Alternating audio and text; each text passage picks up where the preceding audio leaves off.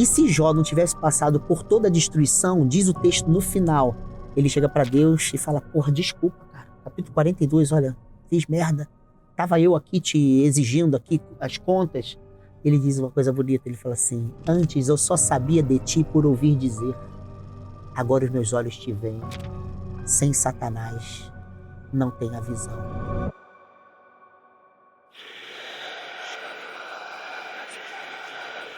Olá pessoal, eu sou o professor Adriano Viário e mais uma vez com meu companheiro Fernando Drummond começamos mais um episódio do Arquivo Estranho e hoje recebendo o pastor Alexandre Cabral, que vem nos falar aqui de um monte de coisa diferente do que se espera de um pastor. Pastor, como é que começa essa história toda com a fé? Viário, foi uma coisa de maluco, assim, literalmente. Primeiro, com 16 anos, eu tenho uma espécie de despertar para questões existenciais. Uma angústia profunda de saber qual o sentido do meu caminho.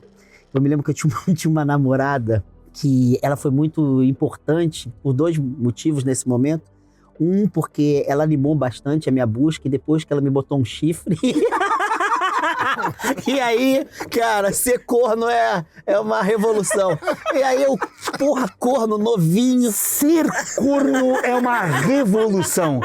Nenhum movimento revolucionário desse país foi capaz de dizer isso. É o básico. Porra. Que aí você vai ter que perguntar qual é o sentido disso tudo, pra que amar. E eu já tava vindo com tantas questões que ser corno foi mais uma delas. E aí, eu comecei a sentir uma necessidade de ler. E a minha mãe, com 17 anos, foi a um lugar de espiritualidade de matriz oriental, que era da escola da IEV, né, que é a Ordem da Coroa, que trabalhava com Shidra, espiritualidade de Shidra. E lá, eles não chamam de entidade, eles chamam de mestres. Um dos mestres pediu para me chamar e... Seriam os guias? Seriam os guias, exatamente. E os médios eram chamados de chelas, que eram estudantes, postulantes, eram esses peregrinos, a gente poderia dizer assim. E eles falaram... Chelas não é um nome legal, né? Chelas. É, com todo respeito, pessoal, Shela aí. Eu inicialmente achava que era Sheila. Eu falei, pô, mas quem é a Sheila? Todo mundo é Sheila, a religião de Sheilas. Mas aí eu entendi que era Shela, aí me chamaram e falaram assim, olha, a gente queria te ajudar, porque você vai chegar um momento que você vai decidir se vai ser um sacerdote que pode se casar ou que não pode se casar. E nessa época eu já estava lendo muita coisa, né? O Evangelho segundo o Espiritismo foi uma obra importante para mim no início. Depois um livro que veio de São Paulo, uma tradução do japonês, a doutrina de Buda. Aliás, os budismos sempre me interessaram muito até hoje. Lá em São Paulo tem o maior templo budista, né? São Paulo, eu achei, fora a colônia japonesa, né? Mas a multiplicidade de budismos que se apresenta em São Paulo, né? E às vezes mantendo idiomas das suas tradições originárias, como, né, falando um idioma tibetano, o próprio japonês, lá da Monja Coen, tem rituais em japonês. Eles fizeram a tradução desse livro de Tóquio, que é a doutrina de Buda. E eu li a Bíblia, assim, inteira, que é uma das coisas mais complexas, né, que eu já li. E aí... De cabo a rabo. De cabo a rabo. A Bíblia protestante. Na verdade, eu li a Bíblia Católica, que tem uma diferença de 7 livros, né? A Bíblia Católica, 73, a Bíblia Protestante, 66, algumas Bíblias ortodoxas chegam a 78, por exemplo. Então, assim, o cânone tem essas variações históricas. Mas, no meio desse processo, eu encontrei um rapaz em situação de rua que me deu uma Bíblia e falou que eu seria ordenado, que era para eu celebrar o primeiro culto ou missa com aquela Bíblia. Isso depois de ser corno? Depois de ser corno. Tá vendo a revolução? A espiritualidade do corno é isso, ela te abre. Cara, ser corno tira a tua onipotência do teu machismo, da sua masculinidade ridícula e te dá a grandeza da impotência, sabe? E eu falei ser corno porque realmente me deixou numa impotência que eu fiz questão de me questionar naquilo. Falar, pô, mas eu realmente não sou dono do amor da outra, né? Da outra pessoa. Quem sou eu pra ficar controlando, né? Que nem aquele filme Primavera, Verão, Outono, Inverno, Primavera, que o cara se torna corno e aí o mestre pergunta pra ele, ele assassina a mulher e ele fala, você acha que você só poderia desejá-la? E você acha que ela só pode desejar você? Como que diz, pô, meu amigo, que ilusão é essa, né? Isso me deu uma liberdade, por incrível que pareça, né? Me deu uma liberdade para amar sem essas tecnologias de controle da nossa monogamia compulsória, dessas coisas malucas que a gente inventou. Aí, de repente, cara, esse cara me dá a Bíblia, fala isso, e eu começo a trabalhar com população em situação de rua. Eu trabalho até hoje. Até hoje a gente tem um projeto chamado Amor de Rua. E eu me lembrei dessa... Já estava na faculdade na época? Já estava. Eu fiz 3 graduações, né? Eu fiz Educação Física na UERJ, olha que maluquice, porque eu gostava muito de esporte. Nunca usei. Até passei em concurso, mas não usei. Porque na mesma época eu ganhei uma bolsa do Seminário Católico, que hoje as faculdades, as graduações são válidas pela PUC. Na época era só...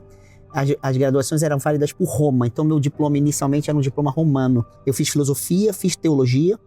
E depois eu fiz a complementação em filosofia no Instituto Metodista Bennett para poder fazer mestrado e doutorado. Eu fui por essa área. E fiz a complementação da teologia protestante. E fiz um outro doutorado em teologia pela PUC até. E aí segui essa carreira acadêmica. Até hoje, né, eu sou professor do Colégio Pedro II, que é um colégio federal, e da UERJ, né, que é aqui do estado. Eu fui para essa área acadêmica. Mas o mais importante é que esse trabalho das pessoas em situação de rua, ele é que me fez falar, não, na minha espiritualidade tem uma proposta aqui. Porque eu não quis ser padre, eu recebi alguns convites para ser franciscano, jesuíta, até padre diocesano aqui no Rio, mas... Que era uma saída, desculpa insistir na questão do corno, mas era uma saída pra ser corno, não transar. Nunca mais seria corno. Aí, o que aconteceu? Não corte, rapidão. Aqui tá batendo. Pronto. Botando um mamilo, cara. E nesse momento, assim, eu comecei a estudar e me preocupar em viver uma espiritualidade ecumênica. Isso é uma marca minha, assim, diálogo com outras tradições religiosas e não religiosas, que tem muito a nos ensinar. E aí eu recebi um convite, com 19 anos, para dar uma palestra com um antigo pastor chamado Neemias Mariem, que foi o primeiro pastor a casar casais homoafetivos no Brasil. 1997, se não me falha a memória. E ele chegou para mim e falou assim, a gente deu uma palestra... De que igreja ele é? Presbiteriana. Igreja presbiteriana. Também. Copacabana, aliás, aqui perto. Aí ele me chamou e falou assim, olha, você tem tudo a ver com a nossa proposta, dá um pulo lá. E eu fui num domingo, em 1999, ele pediu para eu dar uma palavra lá e tal. Ele sabia que eu fazia trabalho com população em situação de rua. Ele falou, você não quer ser pastor? A nossa proposta é muito parecida e tal. E eu sempre achei que pastor fosse ladrão. Hoje eu tenho certeza. Meu Deus. Entendeu? Salvo algumas exceções e boas exceções, mas eu sempre achei que também fosse fundamentalista. Hoje, eu confesso que eu tenho certeza também, com suas exceções, é claro. E, ao mesmo tempo, sempre achei as igrejas evangélicas violentas. Hoje, então, não preciso nem falar. Já na época eu achava isso. Mas aí, eu entendi que ali tinha alguma coisa, mas não aceitei. Na terceira vez, já estava com 20 anos, a gente participou de muitos projetos juntos. Ele me chamou e eu aceitei. E minha vida, cara, assim, deu uma mudada. Assim, na semana seguinte, muitas coisas se encaixaram e tal. E eu segui essa caminhada. Trabalhei com ele, com o Jonas Rezende, um pastor muito conhecido. E foi um grande, grande mestre mesmo. E aí fui seguindo um caminho. E um caminho interessante porque já no ano 2000, o Neemias, aos poucos, ele foi adoecendo. E eu fui meio que entrando em alguns lugares onde ele atuava, lugares de diálogo interreligioso. Lá na época não se falava LGBT, NQIPA+, se falava GLS. Então eu fui chamado para muitas comunidades, ONGs. A gente criou um culto à noite de 99% de pessoas gays e lésbicas na época e simpatizantes, e tinha muitas travestis que iam. E acabou que no ano 2000 eu fiz o primeiro casamento homoafetivo, meio que eu entrei nessa área assim para seguir o caminho que ele tinha aberto. E aí eu fui criando uma espiritualidade de matriz protestante, mas de caráter ecumênico. E quando chega um pouquinho mais à frente, em 2004, eu descubro os terreiros de candomblé, Queto Nagô, e de umbanda, sobretudo umbandas de matriz banto, né, matriz negra, de Angola, sobretudo. E ali, cara, assim, o negócio floresceu em mim. Falei, não, minha espiritualidade tem que me abrir para isso, porque eu comecei a ver quão racista eu era e sou, né? E quão dogmático eu era e sou, quão fundamentalista eu era e sou. E eu comecei a perceber que era necessário aprender com outro Jesus, porque Geralmente, a gente acha Jesus nos lugares tradicionais de caráter sagrado. A igreja, né, o templo, o momento de oração, a Bíblia. Mas a gente se esquece de encontrá-lo nos não lugares da história. Ele mesmo diz, tive fome, me deste de comer, tive sede, me deste de beber. A gente nunca vai a quem tem fome, a quem tem sede. A gente nunca vai à puta, sabe? A gente quer a santidade da mulher, mas não quer a grandeza de uma puta. A gente não quer. E eu comecei a perceber que certamente se Jesus viesse ao Brasil, ele seria, me desculpa a expressão, de maneira não pejorativa, seria macumbeiro. Ele seria do lugar de quem não tem lugar, porque sendo judeu ele não tinha lugar, porque era uma tradição extremamente problemática no século I, e ele morre a pior das mortes, ele foi supliciado numa cruz. Quer dizer, como é que eu não estou ao lado de quem é crucificado? Como é que eu não estou ao lado de quem não tem lugar? E eu descobri que Jesus queria me ensinar nos orixás, nos guias de terreiro. E aí eu percebi que se não fosse nesses não lugares, eu continuaria congelado no meu lugar. Então eu comecei a perceber que a minha fé precisava de plasticidade, elasticidade. Ao mesmo tempo que eu tinha que exercer um não saber. Eu tinha que perder a arrogância de quem fez doutorado em filosofia, doutorado em teologia, de quem sabe pra caralho, de quem é foda no conhecimento. Não, eu tinha que largar esse lugar. Eu tinha que largar esse lugar. E tô lá tentando largar até hoje. Volta e meia, eu me acho fodão de novo. Volta e meia, eu acho que eu vou mudar o mundo, sabe? E eu percebi que não é assim. Eu percebi que não é. Então hoje, quando eu recebo um abraço de Exu, de Candomblé, eu choro. Quando comecei a escrever sobre um malandro de Umbanda que me pediu, malandrinho da estrada, quando eu terminei chorando. E pedi desculpas a ele se o livro não foi à altura do que ele esperava. Quando eu escrevi um livro sobre Pombagira, né, Teologia das Encruzilhadas, em 2022, eu terminei e fui em direção a Maria Padilha, Rainha das Sete Cruzilhadas, que eu entrevistei muitas vezes, e pedi perdão. Falei, olha, eu não dou conta da grandeza de vocês, eu sou de uma tradição que é machista, que é escrota, que é babaca, que submete mulheres, que não vê vocês com o peito de fora querendo confrontar o machismo, não vê isso com bons olhos, então não sei se eu dei conta. Pô, e ela me abraçou e falou, você não tem que se desculpar, não há culpa entre nós. Que coisa linda. A gente vai voltar e voltar muito nessa questão da matriz africana, mas eu quero lhe fazer uma pergunta. O pastor Ricardo Gondim tem um livro chamado, dentre tantos livros que o Ricardo tem um livro chamado O que a Bíblia permite e a Igreja proíbe, que para mim é o principal livro do Ricardo. Eu tenho fé, mas tenho dúvida, acredito, mas tenho dúvida, é um outro muito bom dele. Mas essa frase, que é o título do livro dele, o que a Bíblia permite e a Igreja proíbe, faz sentido? Totalmente, amigo, totalmente. Eu diria assim, a gente lê a Bíblia pelas calcificações dos preconceitos históricos. A gente lê a Bíblia com a lente de um cristianismo colonial. Então o Ed René não está errado. Claro que não, muito certo. Muito certo. Para quem não sabe, o Ed René disse que a Bíblia tem que ser atualizada e tomou porrada. Tomou porrada, né, dos batistas, sobretudo, mas de outras igrejas evangélicas também. Ou seja, a gente pensa a Bíblia como uma espécie de manual de cagação de regra. É isso que assim que a gente pensa a Bíblia. Passa um pouquinho. A Bíblia como manual de cagação de regra. Esse vai ser o episódio que mais vai formar hashtag. E que também a gente vai ser mais atacado. Certamente, ótimo. Vamos lá, pastor. Parte do manual de cagação de regra em diante. Não é isso. A gente pensa a Bíblia como um manual de normatização comportamental. A gente não pensa a Bíblia como um conjunto de experiências concretas, históricas e mitológicas. Grande parte da narrativa é mítica, que tem como sentido fundamentar e inspirar modos de ser que façam a vida valer a pena. Entende? A gente não percebe isso. Na verdade, se a gente levar a sério que a palavra Deus, em várias tradições judaicas, não uma só, que geralmente a gente pega um recorte sacerdotal, mas a tradição judaica é muito ampla. A palavra Deus, ela ganha significação pela maneira como a gente existe. Ou seja, mostra-me como tu vives e eu direi quem é teu Deus. Ou deusa, se quiser. Se a gente pensar com muita seriedade, são múltiplas divindades que se revelam, porque são múltiplas formas de vida que se revelam ao longo da Bíblia. Mas todas elas, dentro de contextos específicos, têm a intenção, vamos dizer assim, de nos fazer perguntar como é que a vida vale a pena ser vivida no contexto em que vivemos. Como?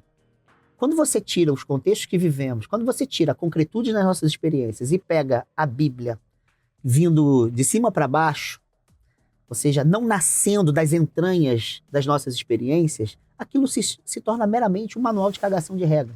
E ela é violenta, e ela é estúpida, ela é emburrecedora. Ela vai promover homofobia quando nem a palavra homossexualidade existe, ela é de 1869. Ela vai promover sexofobia quando a palavra sexualidade é do século XIX. Ela vai produzir misoginia, ainda que muitos contextos sejam misóginos de fato, que a gente está falando de uma formação patriarcal, mas com muitas exceções que nos permitem, no universo bíblico, questionar, mas peraí, é a interpretação misógina desses contextos? Claro que essas interpretações misóginas, elas não são absolutas. Então por que eu pintei a cara de Deus com a cara da misoginia? Então, se a gente não levar a sério que maior do que a Bíblia é a vida, muito maior do que a Bíblia é a vida, e a vida é o termômetro que mede o sentido de uma interpretação bíblica. Se eu interpretar a Bíblia me permitindo te odiar, essa Bíblia é uma merda. Se eu interpretar a Bíblia me permitindo ser justo, essa interpretação é verdadeira. Por quê? Porque a vida ganhou mais vitalidade. Então a vida é o termômetro, é a prova dos 9 da Bíblia. Quem diz isso não sou eu, não. Muitos profetas dizem isso ao longo da Bíblia. Mas o profeta de Nazaré coloca isso como eixo. Ouviste o que foi dito aos antigos, eu, porém, vos digo. Respeito ao sábado, mas quem é que, por um boi caindo no buraco, sabe, vai vendo o animal se ferrar e vai perder um animal importantíssimo para o sustento da sua família? Só porque é sábado vai ficar com os braços cruzados e vendo o sofrimento do animal? Quanto mais vocês, seus religiosos hipócritas, vocês não vão lá e salvam, e eu não vou salvar uma pessoa que está doente, eu não vou curar. Ou seja, não foi o ser humano feito para o sábado feito para o ser humano, não foi o ser humano feito para a Bíblia foi feita para a vida.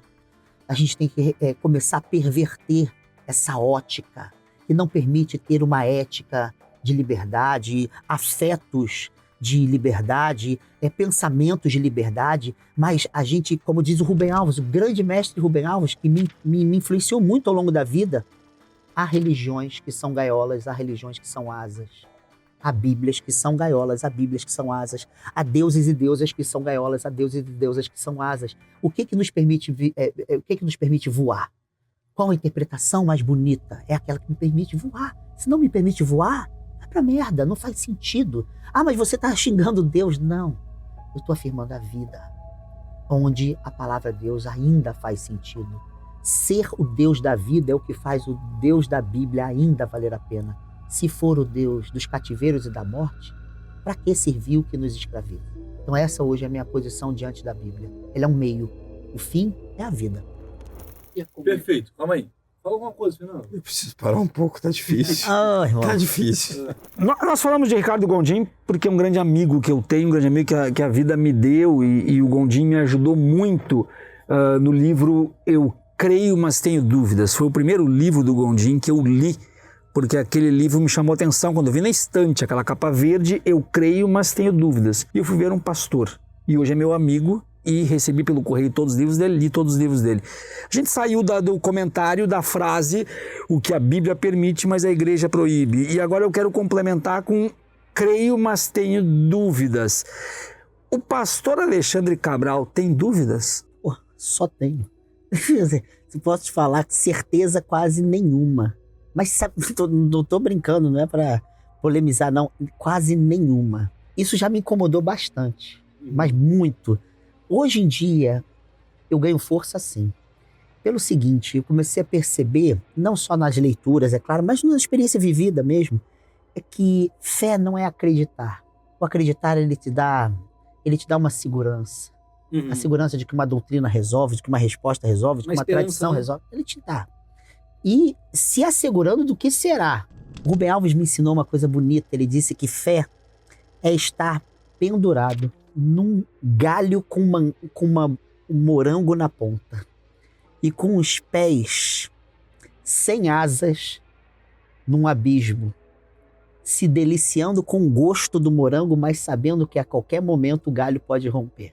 Ou seja, essa experiência de que tem ali uma plenitude, tem um prazer de que você está comendo e saboreando, uma fruta gostosa, mas ao mesmo tempo não te assegura de que a sua vida vai ser melhor de quem não crê. vai ser nada. Pelo contrário, você pode ter uma fé e passar por agruras profundas, como agora no Sul. Muita gente tem fé no Sul.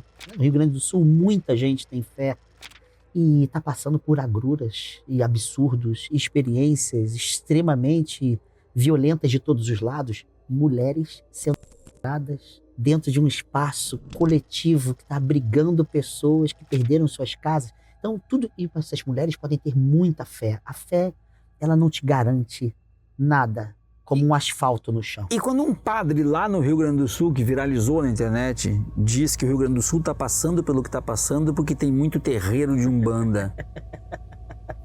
Olha, eu aprendi com o nosso mestre Darcy Ribeiro, que não acreditava em nada. Apesar disso, era um homem de profunda espiritualidade, sem acreditar em nada. Ele disse que chegará o tempo em que ganhará notoriedade os imbecis desinibidos, entende? A gente está no tempo que os imbecis desinibidos estão ganhando notoriedade. Então, parece que a violência desinibida, sabe? O preconceito desinibido, o racismo desinibido, o ódio desinibido, parece que isso tem grandeza.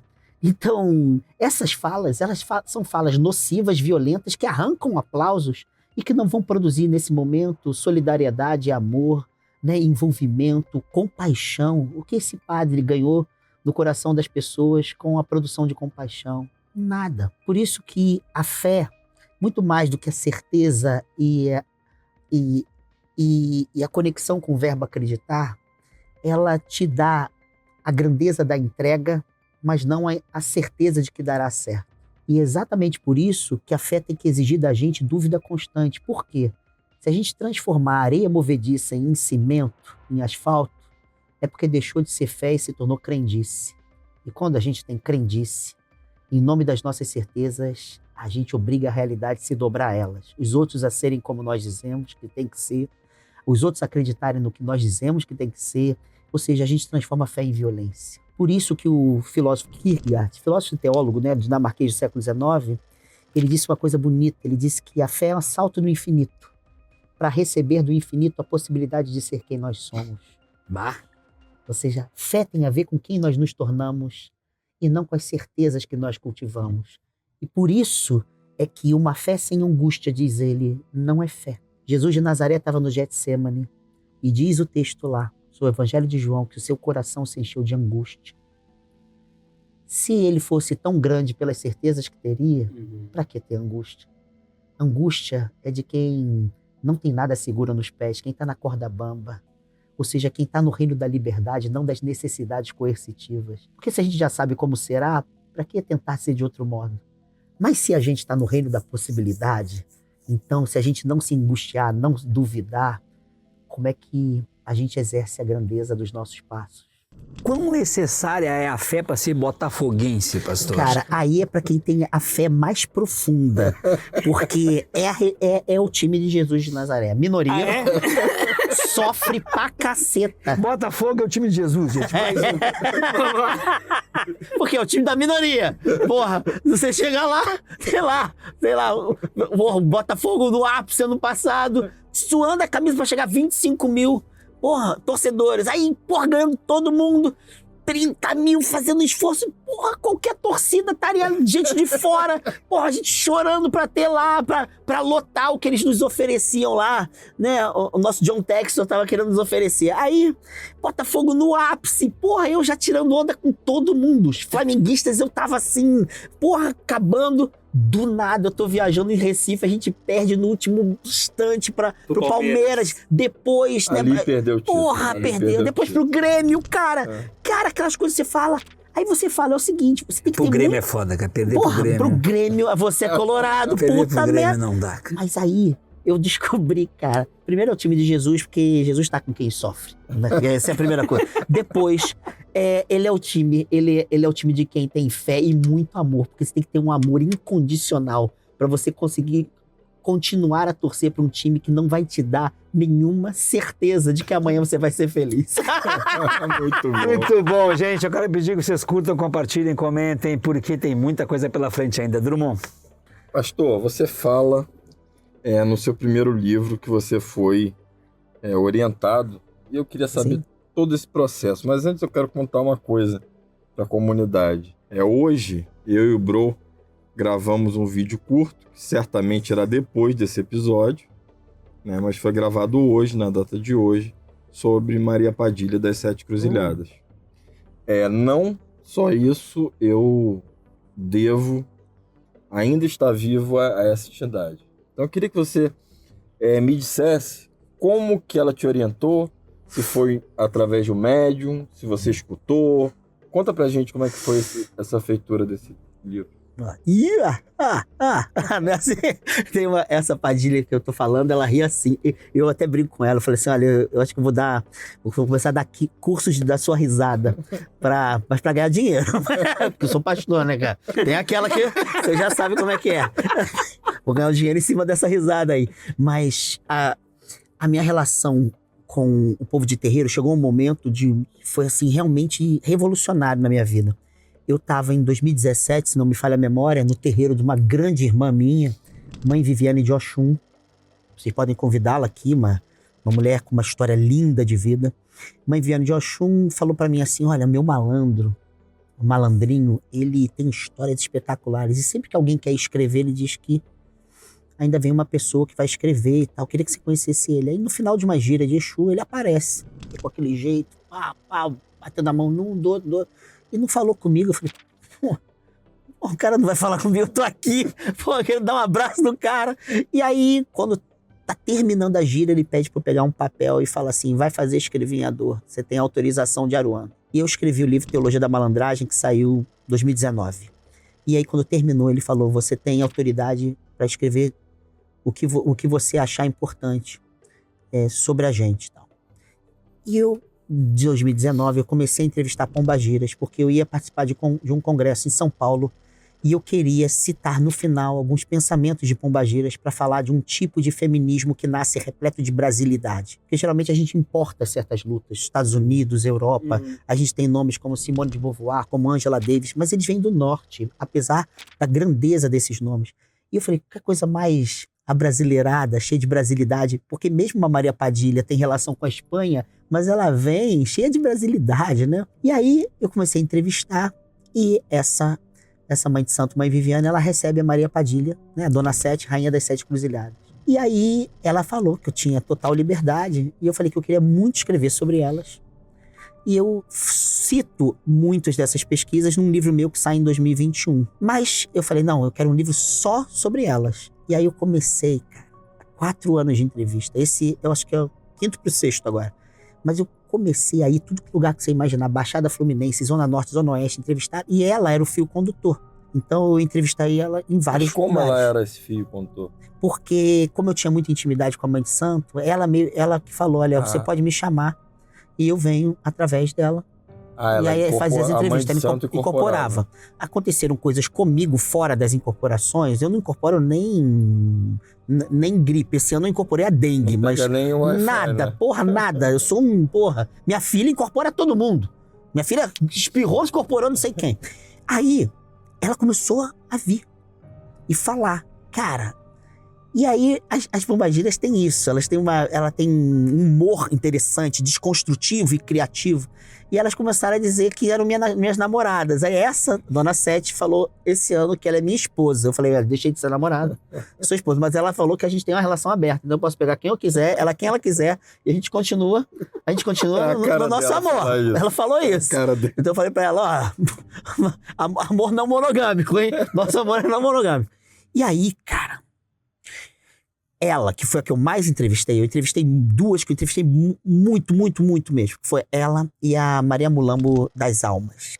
Cara, primeiro que elas me respeitaram muito, mas depois elas me ajudaram a ir para um lugar de desconstrução e ao mesmo tempo de liberdade, sabe, cara? Assim, impressionante, impressionante mesmo. E aí sai o livro, é um livro um pouco mais técnico, ele é um livro com uma linguagem assim, mais tranquila, mas ele é um livro mais acadêmico. Teve uma repercussão boa no meio acadêmico. E agora eu estou escrevendo o livro Amor de Pombagira, que ela é a coautora. Ela não é somente entrevistada, ela é coautora. Tem uma parte que é só ela falando. E a Mãe Viviane, na última parte, é a história dela, que tem relação com o Amor de Pombagira. E eu faço um ensaio filosófico-teológico na primeira parte do livro. Cara, eu vou te dizer uma coisa. É antes e depois. Primeiro porque é uma maneira de existir que nos coloca, nós homens, sobretudo os homens brancos de classe média, a gente é obrigado a confrontar raízes ancestrais das nossas violências. Essa é a primeira coisa. Depois, é ser capaz de se relacionar afetivamente desejando liberdade, nossa e dos outros. Depois, é como elas, antigamente as quimbandas chamavam de Exus mulheres, essa noção de Exu, de suspender certos moralismos e ao mesmo tempo nos responsabilizar por caminhadas, porque não é uma irresponsabilidade, é uma responsabilização, mas sem esses referenciais bem e mal, isso, aquilo, corpo, alma, nos colocando na encruzilhada, nessa interseção. Isso foi ela que me mostrou. Cara, e ao mesmo tempo, uma amorosidade repleta de empoderamento, não sujeição. Isso foi ela que me ensinou. Então hoje eu falo pra todo mundo, meu amigo, não mexe comigo não, que minha esposa é foda. Por que essa necessidade que as religiões têm, tanto a Igreja Católica lá atrás, quanto hoje as igrejas evangélicas, em demonizar a cultura africana? E vou te lançar um desafio na resposta. É possível responder isso sem ser acadêmico? Não que tu está sendo, mas para que o público receba essa resposta de uma forma acessível a todos. Como eu falei anteriormente, a gente só conhece o cristianismo colonial. A gente não conhece o crucificado, mas o Cristo crucificador. Não é isso? Então, a primeira coisa em relação à sua questão é: quem foram os principais alvos do Cristo crucificador? Indígenas e povo preto. Primeiro os indígenas, logo depois, né, a escravidão das pessoas pretas da África Negra. Então, eu diria que por que é que nós estigmatizamos Exu, por exemplo, né, Pombogiras, por exemplo? Por causa do racismo religioso, porque é coisa de preto e de preta. Eu nunca vi ninguém demonizar o Buda Shakyamuni dessa maneira. Por quê? Porque é Oriente, não é? O Extremo Oriente. Nunca vi alguém demonizar os lamas tibetanos dessa maneira. Tem até um livro do Edir Macedo que fala lá um pouquinho da Índia, assim, que fala um pouquinho mal. Ah, meu amigo, quando chega guias e orixás, você não tem noção da grandeza do mal que o livro, né, que o livro projeta nessas figuras, nesses símbolos, nessa ancestralidade, nessas divindades. Então, é coisa de preto, é coisa de preta. Indígena é uma outra relação de racismo e de discriminação histórica, mas a questão é que é uma tradição escravizada. Segunda coisa, os estigmas maiores são em relações a símbolos ligados à sexualidade. Né? A gente conhecia um Exu masculinizado no Brasil, né? Agora tem toda uma descoberta, a tese de doutorado da Cláudia Alexandre, lá acho que de São Paulo, uma tese de ciências da religião que foi publicada chamada Exu Mulher. É uma tese sobre isso, sobre a masculinização de Exu, e nós perdemos de vista a feminilidade de Exu da África. Mas a gente conhece um Exu masculinizado, que tem um ogó, que dentre os símbolos tem um símbolo fálico, alguns aparecem com um pau enorme. Puta merda, isso dá um problema, porque o cristianismo tem problema com pau, ele tem problema com pau. Tem problema com buceta, o cristianismo tem problema. O problema é uma religiosidade hegemonicamente sexofóbica, não é? Sexocêntrica e sexofóbica. Porque você tem que estar sempre regulando. Você não está preocupado com o problema da pobreza, você está preocupado com o problema da masturbação, porra. Você não está preocupado, né, com o problema Você não está preocupado com a favelização, né, da comunidade pobre do Rio de Janeiro, de São Paulo, de Minas Gerais. Você, obviamente, tem que estar preocupado se alguém está fazendo sexo anal, porra, que é um problema gravíssimo, né? Eu respondi um site, que era um site intercultural, interreligioso, só para evangélicos. Eu tinha lá, o meu computador deu um pane. Mais de 90% das questões eram questões teológicas. Era só ligadas a sexo, masturbação. Qual é o livro da Bíblia que fala contra a masturbação? Eu falei, não há. Mas meu pastor disse que o Espírito Santo o inspirou para dizer que é uma questão de princípio. Mas qual é o princípio? Não, se eu for uma mulher satisfeita sexualmente, diz lá a menina, o Deus vai escolher um varão para mim. Olha a expressão bíblica, varão. E aí eu estarei satisfeita sexualmente. a oportunidade de Deus vai passar por mim, mas como Deus é eterno, ela não retorna. Olha, Deus é eterno, a oportunidade não retorna, logo eu não posso tocar uma siririca? Porra, isso é de loucura, cara. É de uma neurose. Então, Exu, tem um pau, pombagira, peito de fora, buceta. Puta, isso é um problema seríssimo. A perversão do sentido da sexualidade cristã. Nunca Jesus se preocupou com essa imbecilidade. Nunca se preocupou com essa idiotice. Nunca parou para regrar o exercício sexual das pessoas com as quais ele falava. Mas a gente tem um problema pra punhetinha, que é o problema do inferno. Porra, a punheta que o fulano tocou, é a siririca que a menininha tocou, é o beijo na boca com um garoto que não é da igreja, tem uma igreja no Rio de Janeiro que persegue meninas que beijam na boca de garotos que não são da igreja. Isso é importantíssimo, porra. Essa pessoa tá tendo a melhor espiritualidade do mundo. Então, os estigmas projetados na cultura afro-ameríndia, eles devem ser perguntados pelos elementos que compõem a hegemonia cristã e as práticas de racismo. Por que isso é racismo? A gente não está preocupado com a sexualidade das tradições tântricas, por exemplo. Não é? Não são. Se você abrir aqui um lugar para dar um curso sobre tantrismo e tiver práticas sexuais como tem em vários lugares no Brasil e no mundo, isso não é alvo nosso. Mas a imagem da pombagira com peito de fora na lojinha de artigos religiosos, aqui do lado até que tem uma, puta que pariu, isso é um problema gravíssimo. Claro, é uma ancestralidade de matriz preta, Pombu Aindila, né? Kikongo, Banto, é exatamente a figura feminina de Aluvaiá, que é o correspondente do Exu Nagô. Então, a divindade feminina que tem na liberdade do corpo, liberdade do desejo, da liberdade dos afetos, tem uma centralidade, não é a única, mas tem uma das suas centralidades. Porra, mas ela é preta, divindade que vem de lá, é uma ancestralidade que vem de lá. Então, é mulher e é sexualmente livre? Puta que pariu, qual é a igreja que sustenta essa merda? Então, eu diria, a gente tem que ler essa discriminação pela chave do racismo. Eu não vejo outra. E por isso que entrar em contato com essas espiritualidades é, de alguma maneira, desconstruir o racismo que em nós habita, que não é pouco, inclusive pessoas pretas. A maior religião preta do Brasil é o cristianismo pentecostal, que é a principal fonte de discriminação de religiões afro-ameríndias no Brasil. Então, primeiro entender isso. E segunda coisa para terminar é que o catolicismo tem um cristianismo historicamente hegemônico, de caráter colonial. Os protestantes, que engravidaram o Brasil de protestantismo, o maior protestantismo no Brasil, ele vem do século XIX, do sul dos Estados Unidos, escravocrata. Por isso a gente tem pastor que anda de terninho, pastor que é anticatólico, pastor que, sabe, é sempre anti. É anti-preto, é anti-indígena, é anticatólico, é anti. Aí bota a figura de Maria. Ah, você tá idolatrando Maria. Por quê? Porque a Bíblia, Maria é só mãe de Jesus, porque só Jesus salva. Quer dizer, é sempre um anti.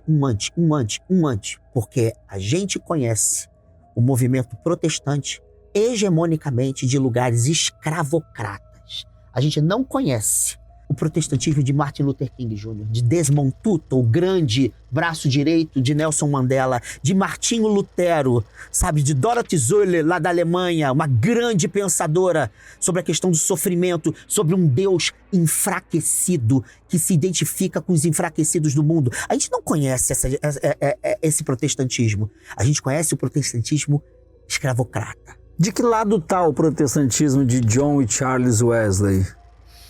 Ambíguo, né? Bom, eu diria, na minha... Porque tem duas vindas metodistas pra cá, né?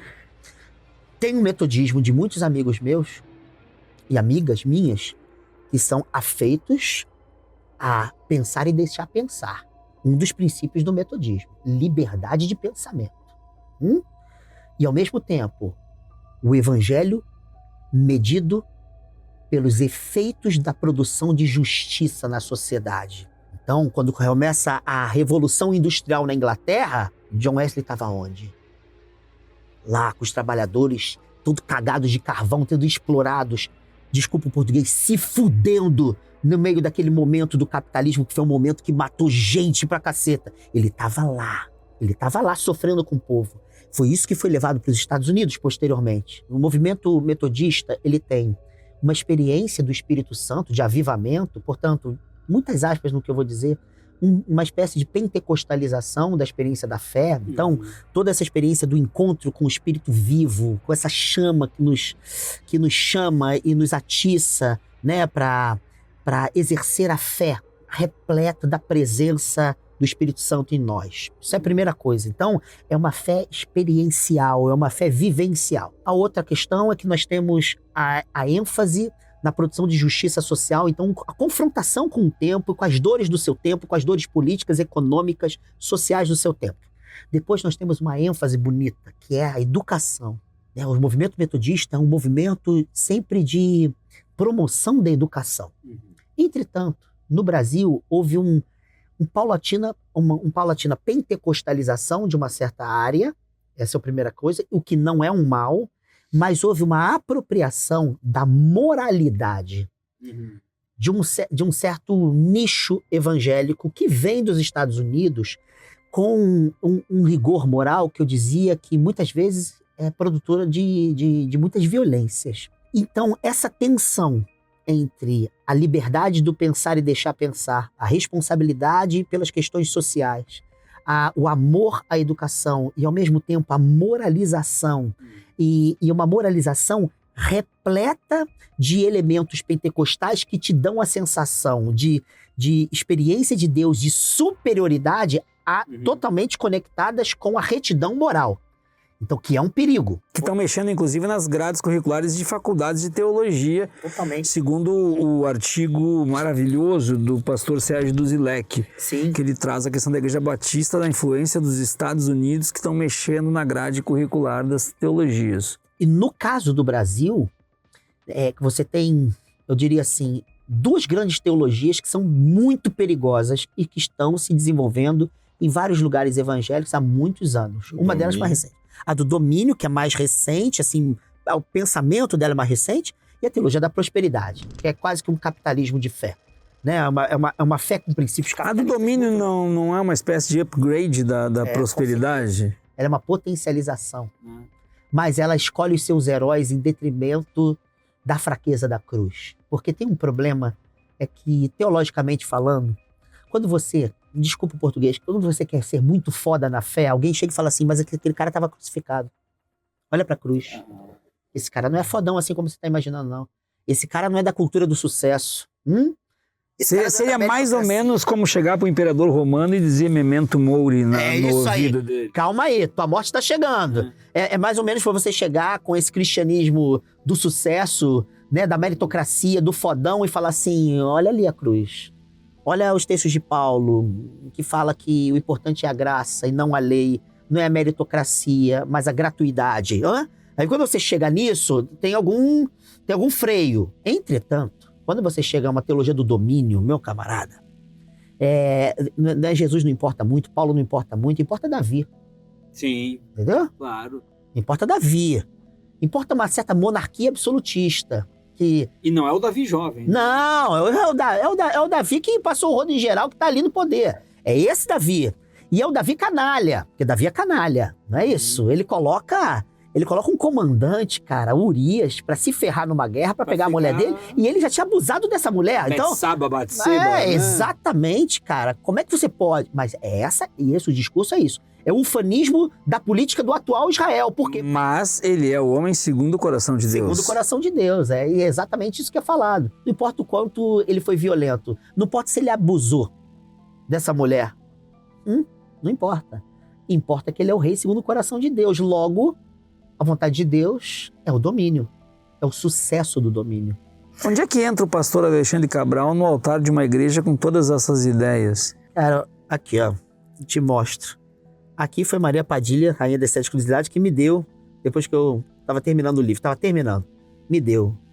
Então, a lógica das encruzilhadas, que é da interseção dos caminhos e a produção de novos caminhos através da interseção. Ou seja, minha fé é vira-lata. Mas como é que tu estás, como é que a comunidade cristã te vê? Às vezes rindo de mim, que eu gosto de rir, aí me ridiculariza, às vezes me odiando, que também é uma possibilidade. E algumas pessoas chegando às vezes pra mim no escurinho do cinema e falando assim, cara, aquela maluquice que você falou tem tudo a ver comigo, sabe? Eu sou casado com uma mulher, mas eu sou gay, sabe? Eu vou à igreja, mas eu gosto de uma macumba, entendeu? Eu gosto de uma curimba. E isso é muito bonito, porque a pessoa está ali num elemento coercitivo, extremamente coercitivo, mas ao mesmo tempo ela se identifica com alguma coisa que faz com que ela queira abrir asas e voar um pouco na vida, porque não adianta a gente continuar com uma lógica de gaiola, como se estar na gaiola fosse o lugar da nossa salvação. Porque todas essas teologias, independentemente de quais sejam elas, são teologias do cagaço. Todas elas são teologias do cagaço, sem exceção. Elas estão baseadas no medo, elas estão baseadas no terror, elas estão baseadas no inferno que está sempre te ameaçando durante a vida para que a sua vida não seja viva e plena, entende? Então, independentemente da linha teológica, hegemonicamente, todas elas são da teologia do cagaço. E isso é importante ser dito. Não estou falando todas de fato, tem muitas teologias que se resistem a isso. Mas as práticas teológicas que estão aí nas igrejas, nas falas dos pastores, de padres, muitos deles, e muitos bispos católicos e papas da tradição, né? Esse é uma exceção, mas é cagaço, é controle, é poder no sentido de sujeição. Então, eu vou a essas igrejas me posicionando contra essas hegemonias, mas sabendo que tem fé, que tem espiritualidade, que tem pessoas que querem exercer o amor e a justiça dentro dessa roupagem. Então, por um lado, eu quero encruzilhamento, mesclas, não puritanismo, não arianismo da fé, fé ariana pura, isso eu não quero. Eu quero a espiritualidade de vira-lata. E depois aqui está São Francisco de Assis.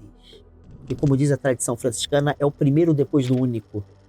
Na minha espiritualidade, eu olho para São Francisco, ele me faz entender melhor Jesus. Onde é que Jesus gostaria que eu tivesse? Onde a vida não pode ser celebrada. Mas para que ele quer que eu esteja lá? Para que a vida seja celebrada nos lugares que não deixaram ela acontecer. E para que tenhamos vida em abundância. Gente, lembrar vocês que nós temos parceria com o portal Fenômeno. Então, se vocês gostam de ufologia e fenômenos em geral, digita lá www.fenomenum.com.br. Drummond. Se estima que o Brasil, que é um país católico, né, ainda, possivelmente 2030 se torna um país evangélico. O que a gente pode esperar, pastor? A gente pode esperar aquele evangélico não praticante, como é o católico, Sim. mas que respeita, que deixa o outro crer, ou a gente pode vislumbrar um futuro muito sombrio de perseguição, Drummond, não sei se você sabe a origem da palavra evangélico, né? Que é um adjetivo, ela vem do século XVI com Lutero. Lutero fez uma divisão importante, uma distinção, mais que uma divisão, entre os papistas e os do evangelho. E a diferença era o seguinte, os papistas, você ficaria refém das mediações eclesiásticas. Então, para você ser salvo, você tem que fazer isso, você tem que ter a indulgência, você tem que ir à missa, você tem que ter isso, você tem que ter sempre uma mediação para... Entende? Fez o dever de casa, vai passar de ano. É mais ou menos isso que ele pensava. Para ele, esses que são do evangelho é que eles tinham uma fé. E a fé, ela era uma abertura para você receber gratuitamente de Deus, a chamada graça, e viver a vida amando, sem nenhum interesse. Ele diz em 1520, ainda padre, ainda monge agostiniano, ele diz num texto chamado Sobre a Liberdade Cristã. Ele diz na seção 28 que pela fé o coração é levado aos céus e recebe da graça para que, voltando à terra, ele exerça o amor desinteressadamente, sem medo do inferno e sem desejo do céu. Olha que coisa bonita, cara. Então, evangélico é quem exercia a fé em liberdade, sem cagaço do inferno e sem interesse pelo céu. Então, nisso eu me chamo de evangélico. Eu adoro ser evangélico no sentido do Lutero. Mas, diante da hegemonia evangélica do Brasil, com esse caráter que a gente vê, eu me chamo de protestante, para dizer que diante disso eu tenho que dizer não dá para concordar. Se o desdobramento até 2020 for dessa hegemonia evangélica, vai ser um lixo para o país. Um lixo tão grande quanto o catolicismo é um lixo para esse país. Porque o catolicismo só começou a abrir mão desse absolutismo monárquico depois da Constituição de 1988, com muito esforço, sobretudo das teologias latino-americanas da libertação. Muito difícil. Então, Eles fizeram uso capião desse país, eles tiveram todos os privilégios, eles perseguiam terreiros, religiosidades afro-ameríndias, eles fizeram um inferno desse país. A Igreja Católica, ela fez um inferno desse país. Os evangélicos, eles aprenderam com essa lógica. Entretanto, os evangélicos têm características que o catolicismo hoje não tem. O catolicismo deu uma freada, deu uma abertura depois do Concílio Vaticano II. É muito mais uma religiosidade dialógica em muitos setores, apesar dos movimentos de recrudescimento do fundamentalismo católico. Esses movimentos estão crescendo no país. Haja vista, é que a gente não fala muito, das bancadas católicas nos legislativos do país. É uma bancada extremamente moralista e sempre defendendo interesses doutrinários e interesses próprios, assim como as bancadas evangélicas. Então, se continuar assim, a gente vai ter a continuidade do cristianismo colonial católico com as vestes de uma religiosidade que não tem o mesmo preparo. Um padre, para ser padre, no mínimo 8 anos, 2 faculdades, 2 graduações, entende? Por mais que às vezes seja extremamente fundamentalista, você tem um preparo ali. Para ser pastor no Brasil, as igrejas mais tradicionais ainda tem um cuidado com a formação. A maior parte não tem cuidado nenhum. Estala-se o dedo, torna-se pastor, abre-se uma igreja, tem isenção de impostos e você tem ali uma condição de exercício político que é extremamente violento. Extremamente violento. A moralidade é violenta, as alianças são violentas, haja vista a relação entre narcotráfico e igrejas evangélicas no Rio de Janeiro. Então as alianças são extremamente violentas, as relações políticas com as políticas representativas, elas são extremamente violentas. Então, se nós continuarmos com essa hegemonia, eu acho que nós temos um cenário pior do que quando o catolicismo ele era expressamente colonial, porque não tem a mesma estrutura que o catolicismo tem, que olha que eu acho nefasta na sua história no Brasil, não estou falando fora do Brasil, mas a gente vai ter uma belicidade, um poder de guerra que eu acho que é, para usar uma expressão, mais despirocante do que o catolicismo na nossa história, entende? Então eu não vejo nenhum cenário bom, por isso que eu sou um protestante anti-evangélico, é assim que eu me caracterizo. Eu quero recomendar para você. Hoje é o dia de eu citar o Gondim, parece até que eu combinei, mas o Gondim tem um texto maravilhoso chamado Deus nos livre de um Brasil evangélico. O pastor Ricardo Gondim, um texto maravilhoso, é só procurar por esse nome no Google. E também aproveito para indicar A Fé e o Fuzil, de Bruno Paes Manso, e Traficantes Evangélicos, de Viviane Costa, livros maravilhosos. Pastor, a gente já está encaminhando para o final da nossa entrevista. E aí eu queria entender, basicamente entender. Nós temos hoje no Brasil pastores que a gente pode chamar de pastores midiáticos. Pastores que dominam a mídia não só com canais de televisão, mas com redes sociais. Nós temos esses pastores midiáticos. É possível a gente fazer um movimento de abstração para entender o que Jesus Cristo acharia disso? Cara, essa é uma questão, sua questão é espetacular, dava uma boa tese de doutorado. Uma excelente tese de doutorado, assim. O problema da nossa internet é que ela é uma terra de ninguém, mas com muitos alguém mandando, né? É que eu quero partir daquele ponto do se tu quer orar, ora no teu quarto, ora pros teus. Evangelho de Mateus. A gente conhece um cristianismo muito barulhento. Se nós fôssemos a alguns lugares do mundo em que cristianismo e silêncio se aliaram, a mística cristã medieval aliou muito o cristianismo e silêncio, Mestre Eckhart, logo depois Teresa de Ávila, né, João da Cruz, onde o silêncio é o lugar onde a palavra divina onde ela brota e onde ela se desdobra. A gente vive num tempo de muita agitação, muita palavra e muita superficialidade de sentido nas palavras. Então, é um cristianismo ainda mercadológico que vive da ditadura da imagem, sempre com reels, com cortes, com mensagens muito curtas, querendo falar muito quando não se fala nada, né? Então, eu diria assim, esse barulho eu acho ele problemático. Entretanto, é o seguinte, sempre há uma relação entre espiritualidade e poder, no sentido de relações políticas, para usar uma expressão do Foucault, né? Agir e ser agido, sabe? Atuar sobre você e você atuar em mim. Então, de certa maneira, não tem espiritualidade sem relações de poder. Isso não significa relações de sujeição, de opressão, mas relação de interação, de transformação mútua. E se a gente não levar isso em conta, a gente acaba, para usar uma expressão do Martin Luther King, os bons acabam dando um passo atrás e deixando a maldade passar. Isso significa o seguinte, que nas redes sociais, o cristianismo e a violência são muito maiores. Só olhar os influencers cristãos, as influências cristãs, para a gente ver como que a violência nas palavras, a violência nos propósitos, as violências nas estratégias, elas são muito evidentes.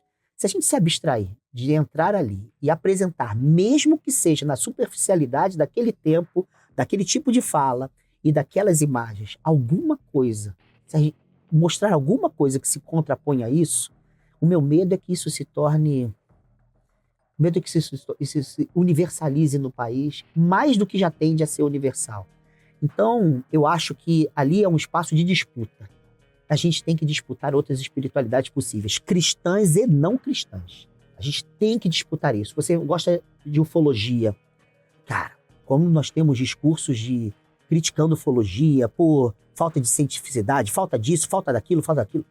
E isso ganha, de certa maneira, proporções. Imagina se a gente está num estado evangélico, majoritariamente evangélico, começa a perseguir pessoas como você porque publicam pensamentos ligados à ufologia. Imagina, porque isso não é uma impossibilidade, hein? Claro, não é uma impossibilidade a gente ter uma inquisição em moldes evangélicos. Tu usaste o termo questões problemáticas. Eu quero pegar esse gancho para lhe perguntar. 2024, questões problemáticas. Calvino ainda está vivo dentro do movimento protestante? Eu diria que mais que nunca. Ele ressuscitou e não para. Eu gostaria até que ele fosse embora. Já até falei para ele, Calvino, tá a tua hora, meu camarada. Porra, tu tá ficando aqui até agora.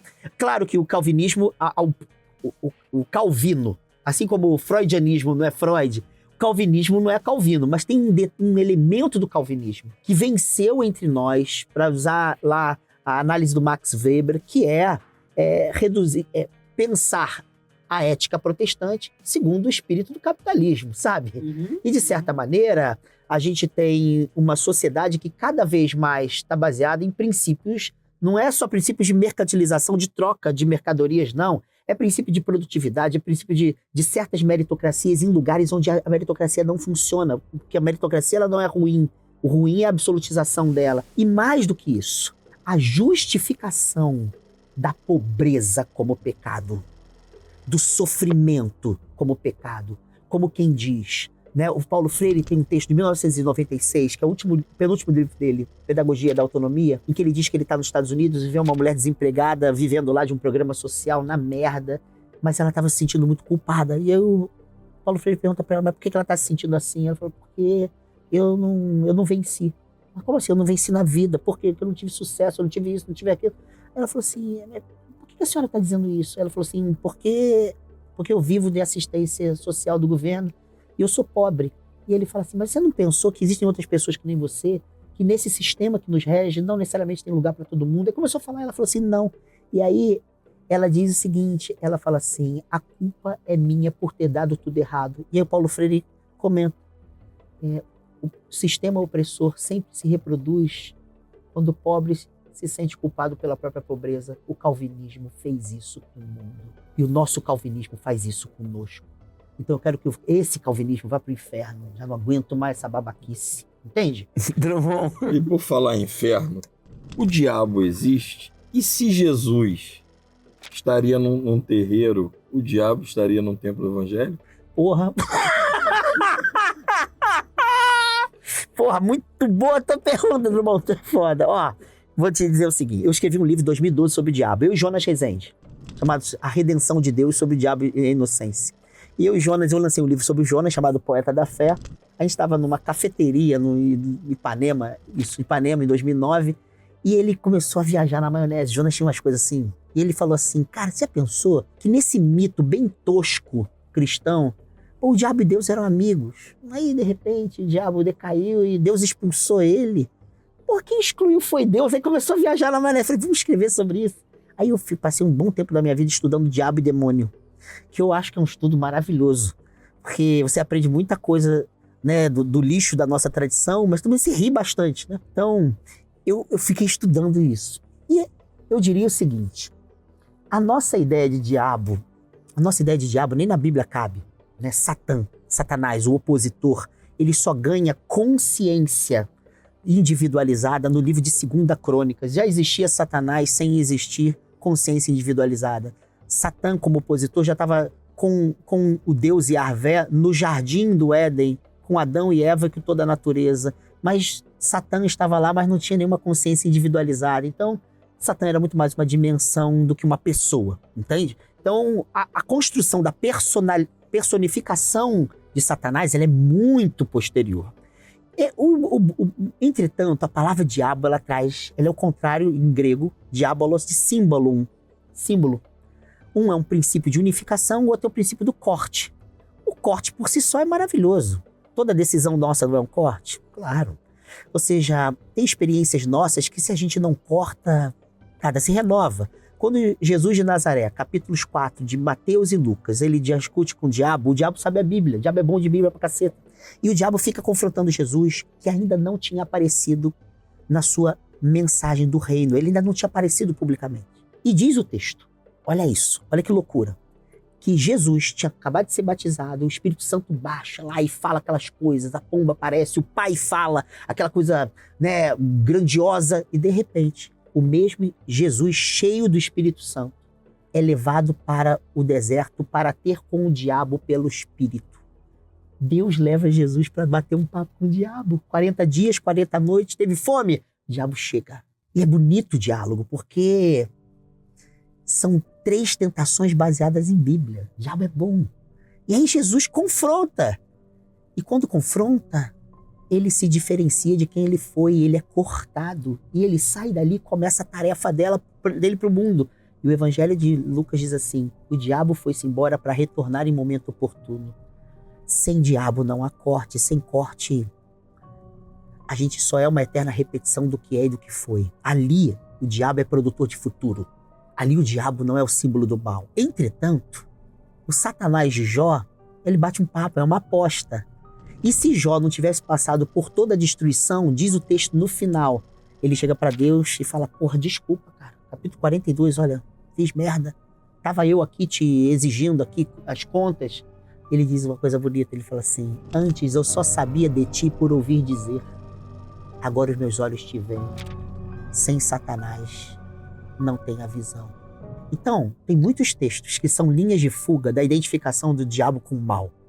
Entretanto, o diabo, como produtor da aniquilação sem criação ulterior, é o que foi interpretado como o sentido negativo do diabólico.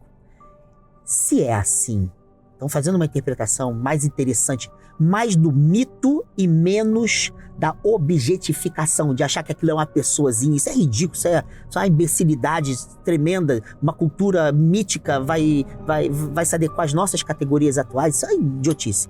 Mas se for assim, eu diria, nada, como disse o Dostoiévski, nada há de mais diabólico do que a vitória do cristianismo sobre todos os impérios da Terra. Com isso, nós chegamos a um final de episódio absolutamente fantástico. Curtam, compartilhem e comentem. Pastor, Muito obrigado. sem palavras. Pastor. Tchau, tchau, gente. Hello, strangers. Hoje eu venho falar com vocês de um tema extremamente polêmico. No ritual eu não posso falar com ela. Acabar com tudo. A idade amaldiçoada para as celebridades